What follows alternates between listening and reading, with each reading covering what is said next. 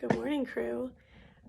We are now in the Netherlands, and I've been around town this morning, and it was a little chilly outside, so I had my hot tea and our book, The Bronze Bow. If you want to figure out exactly where in Netherlands I'm staying, it's called The Hague, Hague. You can look it up on Google, and I'll tell you. It's kind of cool. All right, here we go. Chapter 15, we're going to dive right in. From the morning when Daniel went back to hear Jesus on the shore of Capernaum, life in the village began to seem less burdensome. Though he would have been surprised if he had stopped to realize it, the long, hot days of the month of Ab came to be the happiest he had ever known. He went first because Joel had asked him to, and because he was still curious to find what it was about the preacher that had drawn Simon, first Simon, and then Joel. 2 days later, he went back again, because he could not get the words of the carpenter out of his head. After that, nearly every morning in the week, he rose before dawn and walked 3 miles to the city to join the little crowd that always waited at the shore. Though it meant that his shop would be late in opening, Simon encouraged his coming and seemed glad to see him. Daniel could meet Joel and talk with him freely, and often he had the added reward of Thessia's flashing smile. Even the fishermen came to greet him by name. It was hard to explain to himself why he sometimes was drawn to Bethsaida at night, when he could not expect to meet Joel, and when he could only sit in the little garden of Simon's house and listen to the words of Jesus. He did not always understand the words, and often he walked home puzzled and impatient. But a few nights later, almost against his will, he would go again. He was still not sure what Jesus intended to do, but day after day, the hope and promise in Jesus' words drew him back. At meal times, he told Leah the stories he had heard. Sometimes he thought that if the long walks to Capernaum and the hours away from his work had accomplished nothing else, they had at least given him something to talk to Leah about. Was Andrew there? She would ask. Did he have a lot of fish in his net? Did the rich women come and bring food for the poor people? She would sit with her own food untouched, wanting only to listen. Often, when he returned late at night, she would bounce upon her mat, her eyes shining with wakefulness, and hug her knees with her arms. Even when he was too tired to think, he would manage some bit of news before he climbed to his bed on the rooftop, or the disappointment on her face would nag at him. It puzzled him that this timid creature who had never dared to venture beyond their tiny garden patch should now be so curious about the busy life of the city. How could he possibly make her see it, when she had never even glimpsed the little crossroads and the well and the small flat synagogue that made up the center of their own village? I would like to go in the morning. I like to go in the morning best, he told her, when the fishermen are just coming in with their night's catch. Some of the families have been bringing their boats in the same spot for years so that everyone takes it for granted that certain places belong to certain men. That's why no one really dares to interfere when Jesus sits and talks, because everyone knows that the spot belongs by right to Simon and Andrew. Why should they want to interfere? The overseers think he keeps the men from starting their work, not the fishermen. They have been out all night and their work is done. It's the men loading the trading boats who stop and listen when they should be working, and people like me with work waiting to be done at home. There was so much he could never find words to make her see. The lake, gray and still at sunrise, the hills beyond like huddled sheep, the first lines of camels and donkeys come sleepily to the water's edge, the crowing of a cock somewhere in the town, and the first busy chirping of sparrows, and abruptly, those swifts coming from nowhere, filling the air, darting over the water. And then suddenly the sun leaping over the hills warm and yellow, so that the mists melted and the lake shone blue and sparkling. The boats coming in, dragging the nets with their heavy burdens of fish. The smoke of little fires quickly lighted, and the fragrance of roasting fish. Worth getting up in the dark, even when his tired muscles pleaded for a little more rest. Worth the long walk to the city and the waiting. But how could he put it into words? And how could he tell of the people?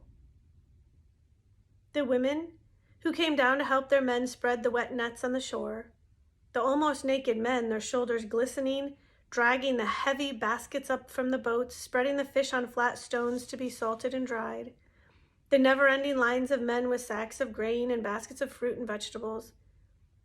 Jesus stands on the shore and talks to them all, he told Leah. His friends, to start with, and the people like me, and then there are the beggars and cripples. Heaven knows where they sleep, but every morning they drag themselves down to the shore, partly to hear Jesus and partly because Simon and Andrew and the women always give them some fish. Then there are curious people who come because they see a crowd. It drives the overseers crazy when their men stop to listen. Sooner or later, they break in and drive the men away. Sometimes Jesus gets into one of Simon's boats and goes out from shore a little. That way they can't order him away, but the crowds on the shore can still hear him. "What did he say to them today?" she would ask, and Daniel would do his best to remember. He would try to call back the lakeside and hear the lap of the water and the shouts of the workmen, and even the breathing of the men and women packed close around. He could hear their stillness and their deep, steady. He could hear their stillness and that deep, steady voice. Sometimes he could remember almost word for word, because Jesus had left an unforgettable picture in his mind. He told us a story about a traveler who fell among thieves who beat him and left him half dead beside the road. And a priest and a Levite came by and saw him and passed by on the other side. But a cursed Samaritan stopped and bound up his wounds and took care of him. I wish the story had been about a Jew instead. If Jesus means that Jews and Samaritans should treat each other like neighbors, that is foolish. It could never happen. Often the words themselves eluded him, and only the memory of the voice struck troubled echoes deep within him. It was true.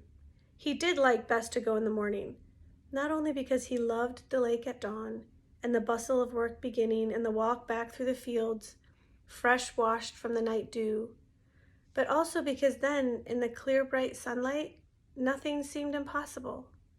He could truly believe that the kingdom of God was coming nearer, and he could almost hear the sound of trumpets in the distant hills.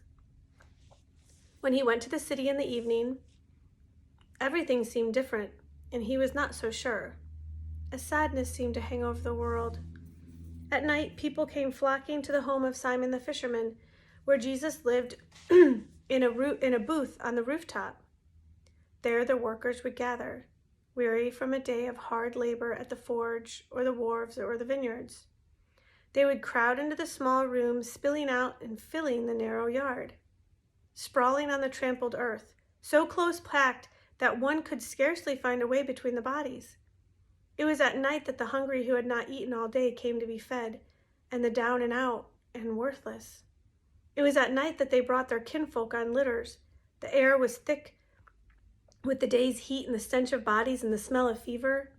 The eyes of the ill and lame, which looked up with hope in the new morning and were glazed at night with a long day's suffering. Daniel was disgusted at the way they jostled each other and tore at the food and snatched bread from the helpless, and at the way no one bothered when some poor creature who could only crawl on hands and knees was passed over or even trodden on. At night, Jesus too looked weary. His brilliant, flashing eyes were dark with pity, yet he never turned away, never refused to speak to them. While he talked, they all forgot for a while. You could see their faces turned upward to the light that streamed from the open door. And you could see that his words touched their minds and hearts like some healing ointment, and that the scars of their spirits that came from being beaten and kicked and turned away all day long lost their smart, and for a short time did not matter. Often a man's body was healed, and he leapt up, full of new strength, and then a new hope coursed through them all. But as Daniel went home, with the black heat pressing him down, all the misery he had seen dragged at him, clinging like burrs in his spirit, and he did not hear any distant trumpets. On these nights it was difficult to find anything to tell Leah. When he lay down and tried to sleep, The same question went on and on in his mind. When? When? How long must the world go on like this? There was one story he almost wished he had not told Leah, because she asked for it over and over again. Tell me about the little girl who is sick, she would beg. Daniel would repeat the words that he had said so often that they were like a lesson memorized in school. Jesus went to her house and, No, begin in the beginning, she would demand like a child, when you were waiting on the beach. So he would begin, knowing that nothing but the whole story, just as he had told it so many times, would satisfy her. We were waiting on the beach. Jesus had been across the lake to visit some of the villages. He and some of his followers, and they were coming back in a boat. People had been waiting for him since before dawn, and they were hungry and hot. But they were bound. They wouldn't leave before they had seen him. Finally, someone saw the boat coming, and they all stood up and strained their eyes, and as it got nearer, they went wild. You'd have thought he was a prince, the way they screamed and cheered. It was all Simon and James could do to make room for him to step on shore. I think Simon was trying to persuade him to get back into the boat again, the way he sometimes has to do. Because for all they call him master and teacher, they lose their wits and have no regard for him at all. But just then, there was a shout behind the crowd, and everyone turned around. Those in the back were pushing to make room for someone, and we saw a man trying to get through to Jesus. Joel whispered, It's Jairus. And then people began to step on each other's toes to get out of the way. Some of them tried to hide behind the others for fear Jairus would recognize them. Jairus is one of the rulers of the synagogue. I think even Joel looked a little scared. Jesus' friends moved up close around him. No one was quite sure what was going to happen. But Jesus made a sign for them to stand aside, and he stood silently and waited. Jairus passed very close to me. His cloak was twisted sideways, and he was panting as though he had been running. And no one need have bothered to hide, because he did not see anyone or anything except the one man he was looking for. What happened was the last thing we expected. Jairus went down in front of Jesus like a beggar and stretched out his hands, and his voice was so low and hoarse that only those who stood very near could understand what he was saying. But the word went through the crowd. His daughter was dying, the only child he had. Then Jesus said, No, tell me first what Joel said. Oh, Joel said, The only child he has, poor man, she is the apple of his eye. The apple of his eye. Leah would repeat softly, caressing the words. Of course I felt sorry for him, but I thought too, what a chance it was for Jesus, and an important man like this, a ruler. I thought if Jesus could bargain with him, but of course he would never think of that. He only reached out his hand and helped the man up and started straight for Jairus' house. The crowd let them through and then flocked after like a bunch of sheep, and me along with them, because when a crowd like that starts to move, you don't stop to think. I was curious as anyone to see what would happen. But halfway to the synagogue, we saw a man hurrying along the street, and he met Jesus. He met Jairus and Jesus and stopped them. I could not hear what he said, but I could see his face, and I knew that he had bad news. They told me afterwards that he said the girl was dead and not to bother to bring the teacher anymore. But before Jairus could speak, Jesus put his hand on the man's arm and said something quietly, and they went on again, and all of us after.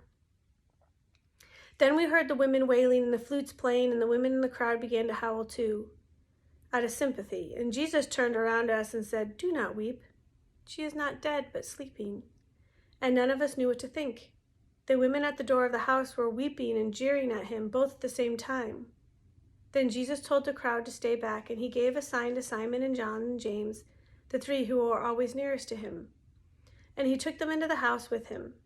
And in a moment, all the mourners who had been wailing in the house came out.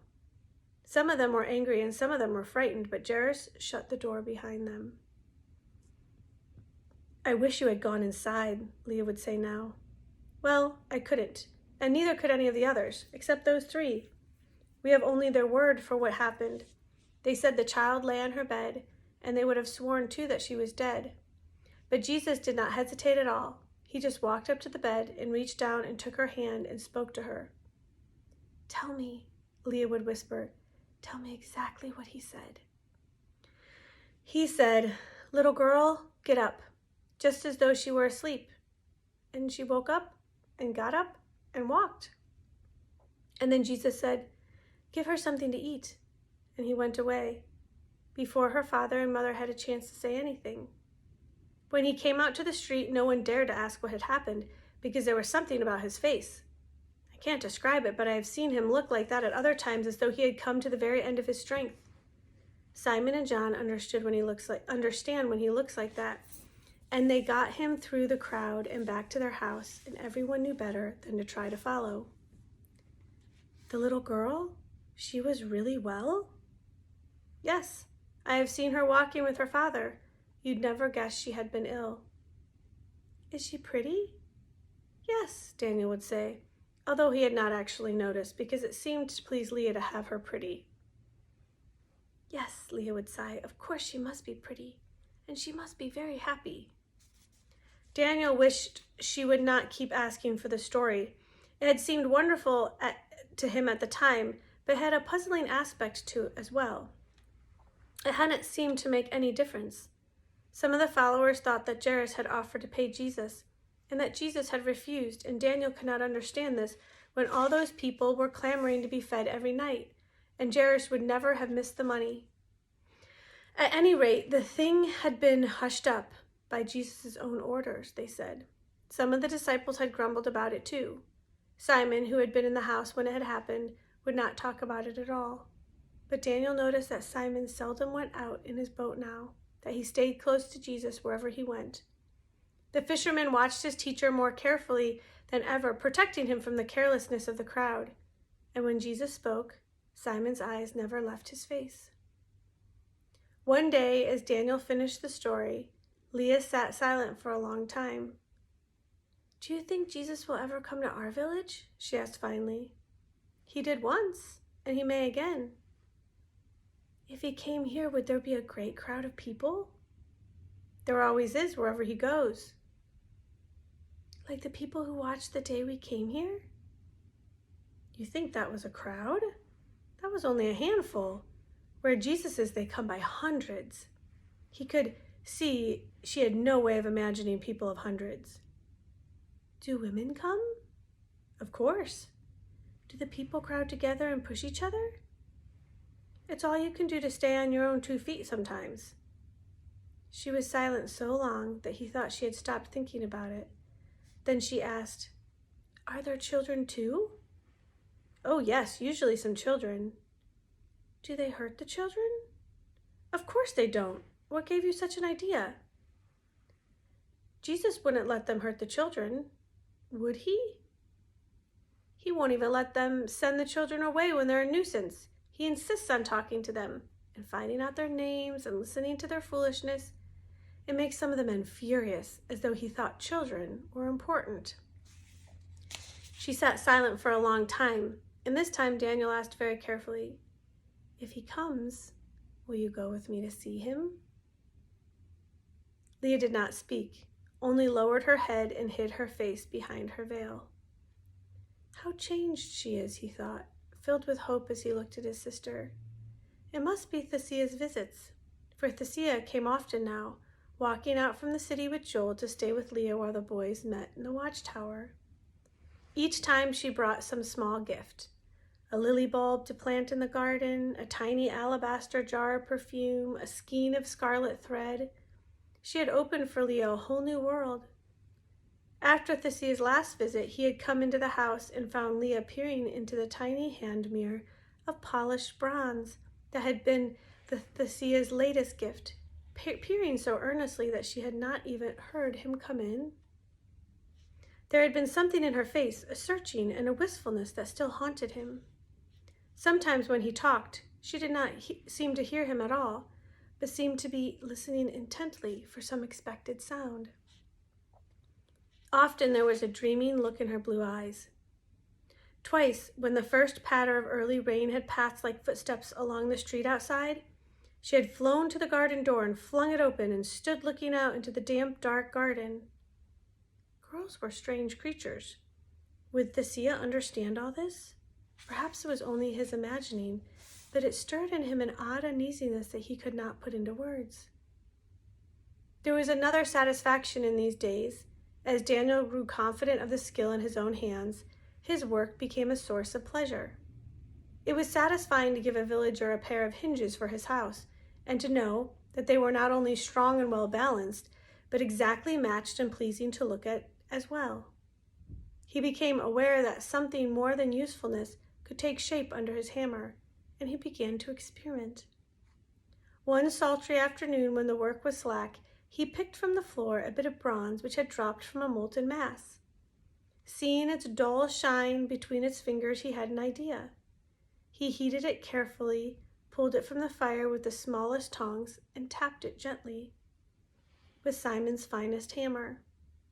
After several tries, he achieved a stroke delicate enough so that it would not flatten the small lump, and presently he managed to beat out a fine wire.